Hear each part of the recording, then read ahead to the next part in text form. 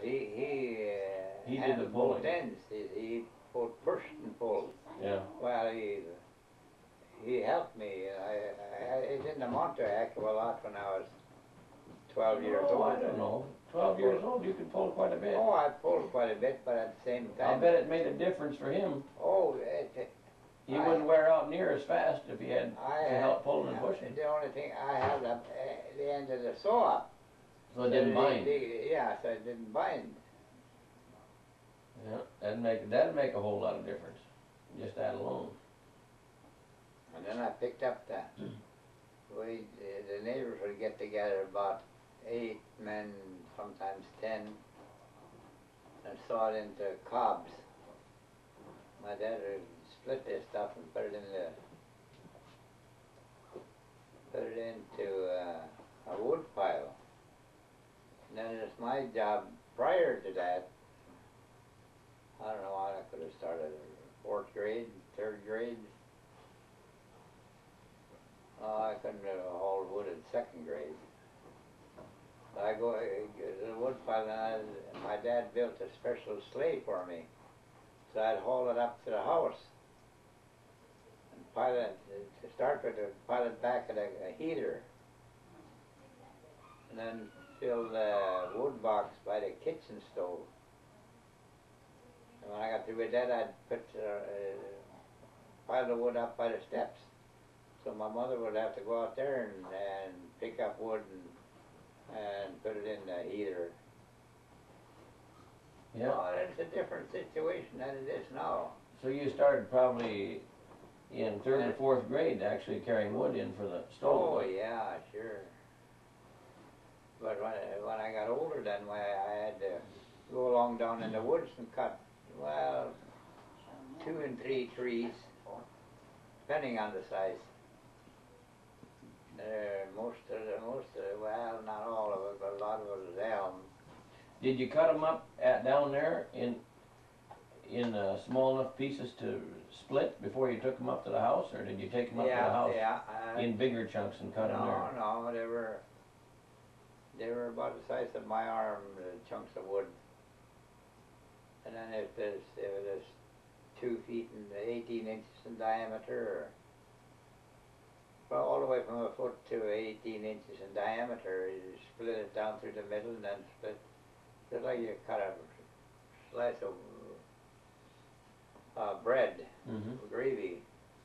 So you had splitting wedges and hammers and stuff like that you used to split them with. I still got wedges in the basement here. That was your job then. Part of it was to load the stuff after it was split up onto the wagon or the sleigh or whatever time of the year. It was a sleigh. In the summertime it was just an ordinary coaster wagon.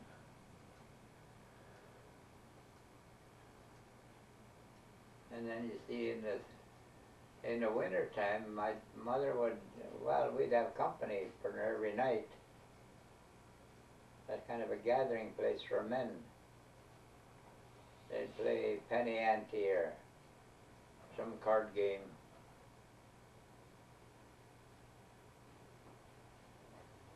There's many funny deals that happened. There was 2 over an Eidsvåg place, the Hanson brothers. There's one smaller than one was a big burly guy, and the other one was just an ordinary man. And we'd always get him to go along and cut wood. They cut logs. The logs, when you cut the tree down, you cut a log that is probably 6 feet long, depending on the size of it. Whether it's 12 inches or 18 or... And then they'd put two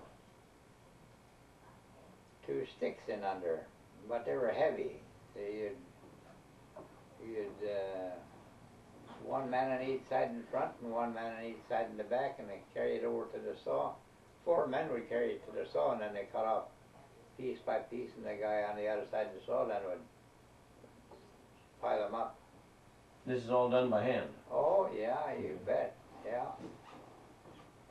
And it was easier to move, instead of moving the saw over to it, they had to put it up on a rack then. The see, we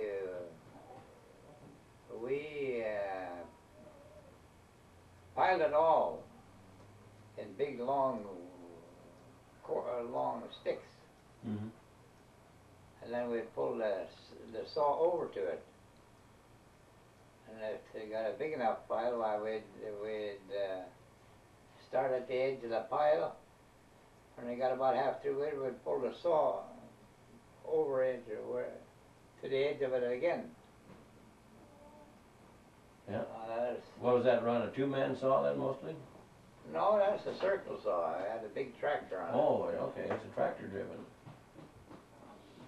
Hans Scramstead had an Emerson. Oh God, hind wheels on it were, I suppose, from the ground up to the middle of the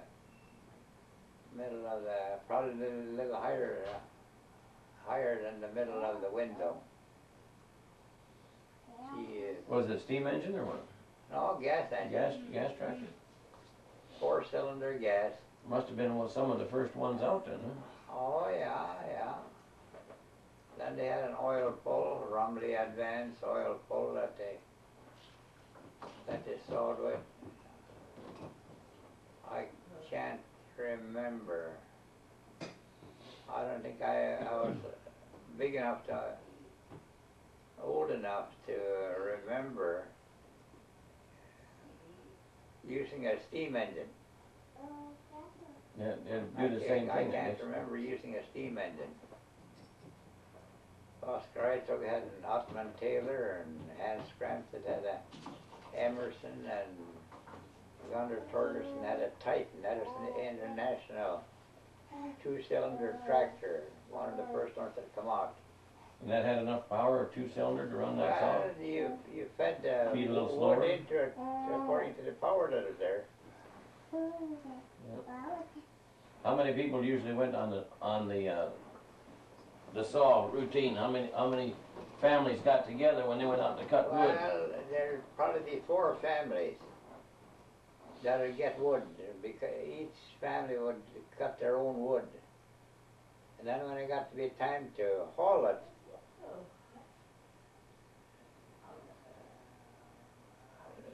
somebody had a sturdy, good husky team. They'd haul this stuff on a sleigh over to the various places. Each place had their own pile of wood, so God, of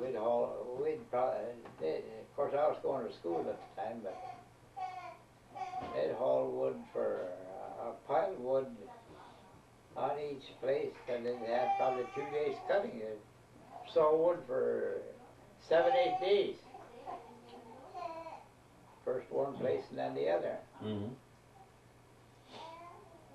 And they did most of the wood cutting in the winter time then? Oh, that was all winter, yeah, sure. Nobody cut wood in the summer? Oh, you had too many other things to take care of? Not unless somebody moved in. So they had to cut their own wood, you know, to even survive get started. the winter, yeah. They had to survive the first winter.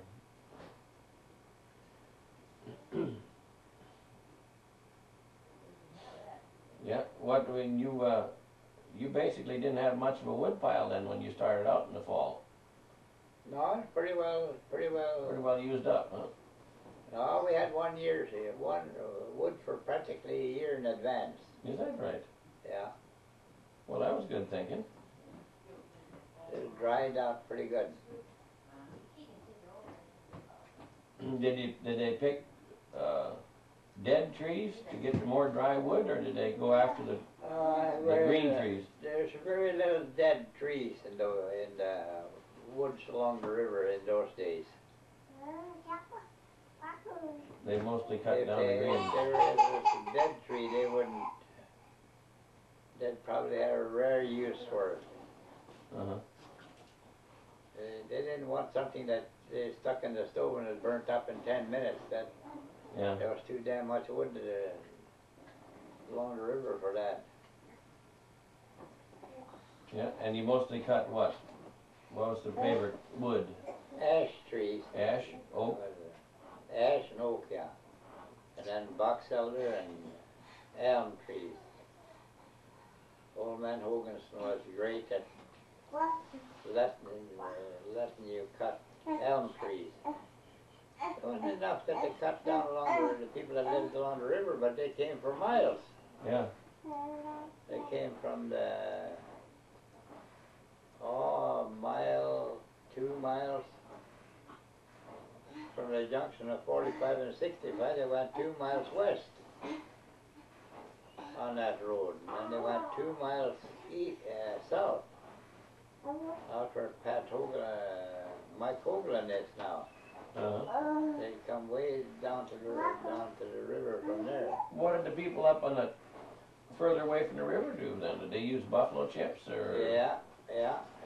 Or did they get coal in? Well, they use coal too, but there's a premium, you know, to be able to have wood to burn.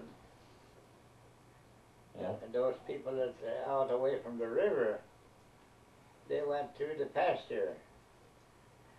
They took care of all the cow chips that was produced during the summer.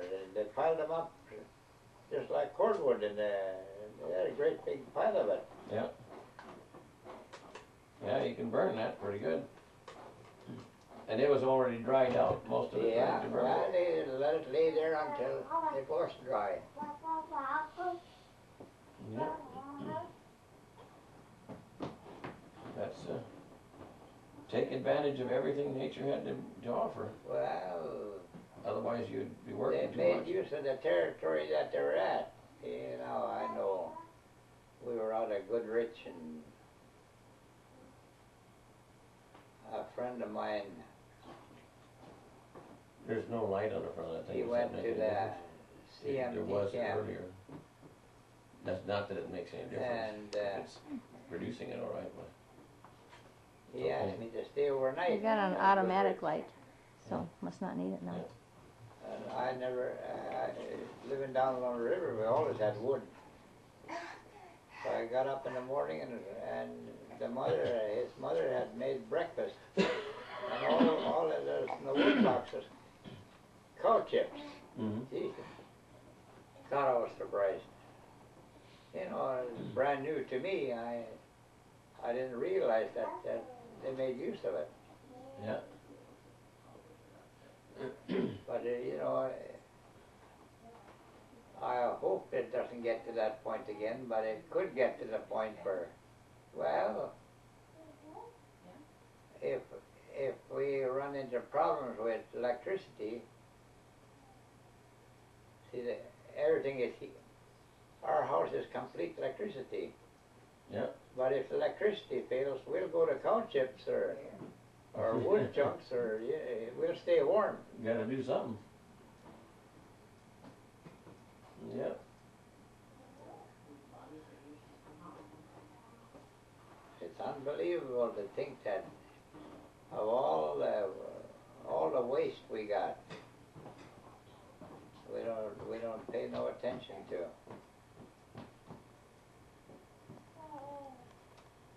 Of course, We take for granted an awful lot. That's what the deal is.